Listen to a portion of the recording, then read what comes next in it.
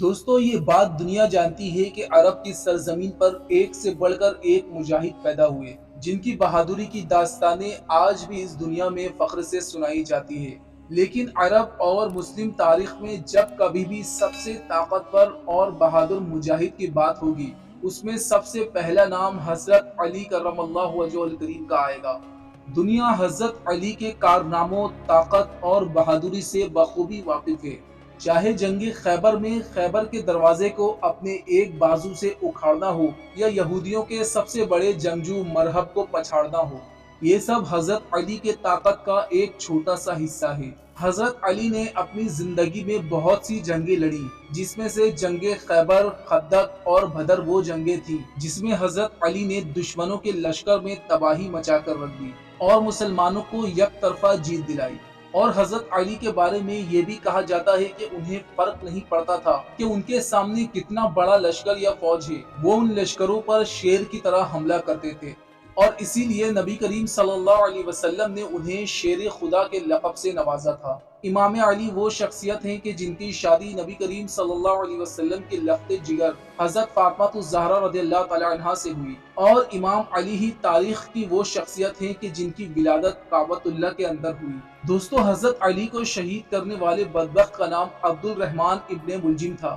ابن ملجم دراصل پہلے حضرت علی کا ساتھی تھا اور اس نے آپ کے ہاتھوں پر بیعت کی تھی، لیکن پھر صفین کی جنگ میں وہ باغی ہو کر خوارجیوں کے ساتھ جا ملا اور نہروان میں حضرت علی کے خلاف جنگ کی تھی، اور اس جنگ میں وہ جان بچا کر فرار ہو گیا۔ ابن ملجم جب کوفہ آیا تو اس کی ملاقات ایک کتام نامی عورت سے ہوئی جس کا باپ ازبخ تمیمی تھا اور جنگ نہروان میں حضرت علی کے ہاتھوں سے قتل ہوا تھا، لہٰذا کتام حضرت علی کے خون کی پیاسی تھی۔ کتام ایک حسین و جمیل اور خوبصورت عرب خاتون تھی۔ کہتے ہیں کہ ابن ملجم نے جب کتام کو دیکھا تو وہ اس کا عاشق ہو گیا اور اس سے شادی کی خواہش کی، تو کتام نے کہا کہ مجھ سے شادی کے لیے 3 شرطیں ہیں، 3000 درہم، غلام اور ایک کنیز مجھے دینی ہوگی۔ تو ابن ملجم نے کہا کہ میں راضی ہوں۔ پھر کتام نے کہا ایک اور شرط بھی ہے، اگر مجھ سے نکاح کرنا چاہتے ہو تو علی ابن طالب کو قتل کر دو۔ تو ابن ملجم نے کہا کہ علی کو کون قتل کر سکتا ہے،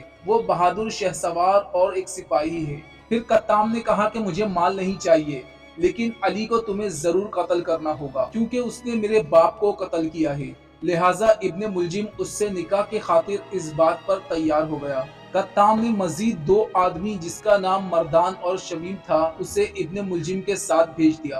ابن ملجم زہر سے لپٹی ہوئی تلوار کو ایک کپڑے میں چھپایا اور 19 رمضان المبارک کے صبح مسجد میں جا پہنچا تاکہ اس تلوار سے امام علی کو شہید کر سکے۔ عبد الرحمن بن ابن ملجم المرادی وہ شخص تھا جس کے بارے میں حضور صلی اللہ علیہ وسلم نے پہلے ہی بتا دیا تھا، لہٰذا ایک حدیث میں روایت ہے کہ حضور صلی اللہ علیہ وسلم نے فرمایا، گزشتہ امتوں میں بدبخت ترین وہ شخص تھا جس نے حضرت صالح علیہ السلام کے اونٹنی کو قتل کیا تھا، اور آخری امت میں وہ شخص ہوگا جو حضرت علی رضی اللہ تعالی عنہ کے داڑھی کو ان کے خون سے رنگے گا۔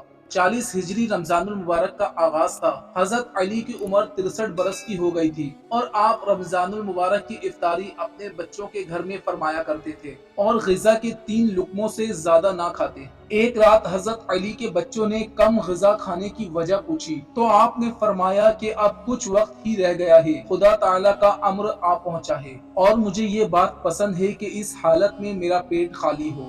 19 رمضان المبارک کی رات آپ اپنی شہزادی ام کلثوم کے گھر پر مہمان تھے۔ بیٹی نے طبق میں 2 جو کی روٹیاں، دودھ اور نمک پیش کیا تو آپ علیہ السلام نے غذا کو غور سے دیکھا اور فرمایا کہ دودھ کا پیالہ اٹھا لو اور روٹی اور نمک سے افطار فرمایا۔ اس رات آپ تھوڑی تھوڑی دیر کے بعد حجرے سے باہر تشریف لے جاتے اور آسمان کی طرف نگاہ کر کر فرماتے کہ خدا کی قسم یہ وہی رات ہے جس کا میرے محبوب نے وعدہ کیا ہے۔ جب رات ڈھلنے لگی تو آپ علیہ السلام نماز فجر کی ادائیگی کے لیے گھر سے باہر نکلے۔ آپ کوفہ کی مسجد میں داخل ہوئے اور لوگوں کو نماز کے لیے جگایا۔ اس وقت ابن ملجم مسجد میں الٹا سویا ہوا تھا۔ حضرت علی نے اسے بھی جگایا اور فرمایا کہ اللہ کے گھر میں اس طرح نہ سو، اٹھ اور نماز ادا کر۔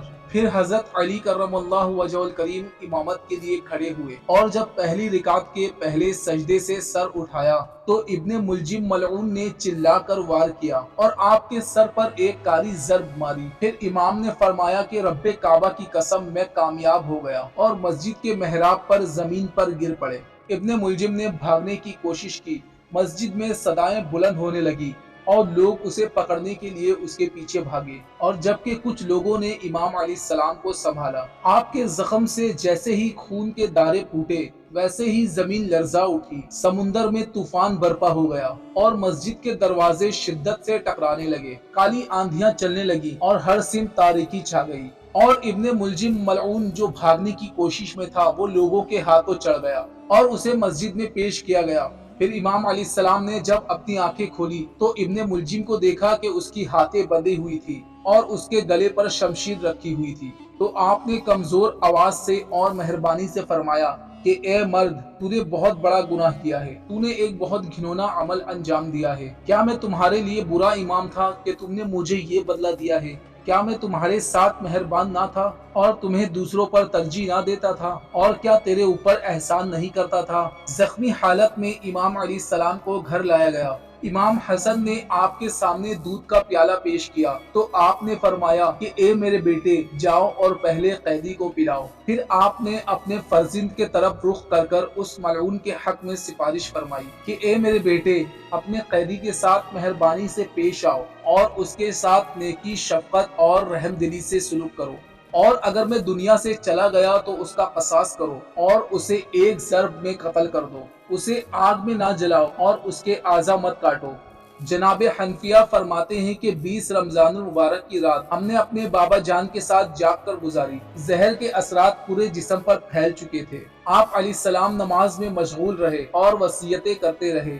پھر 21 رمضان المبارک کی رات مسلم تاریخ کے سب سے بڑے فاتح اور بہادر شخص مولا علی کرم اللہ وجہہ الکریم اس دنیا سے کوچ کر گئے۔ پھر مولا علی کی شہادت کے بعد حضرت حسن رضی اللہ تعالی عنہ نے ابن ملجم کو تلوار کی ایک ضرب سے قتل کر دیا، اور غیظ و غضب سے بھرے ہوئے لوگوں نے اس کی لاش کو جلا دی۔ حضرت علی کے ساتھ مقابلہ کرنا کسی کے بس کی بات نہیں تھی، اور یہی وجہ تھی کہ ملعون نے چھپ کر آپ پر پیٹھ پیچھے سے وار کیا اور آپ کو شہید کر دیا۔ دوستو، کعبے میں ولادت اور مسجد میں شہادت، یہی کافی ہے حضرت علی کے رتبے کو بتانے کے لیے۔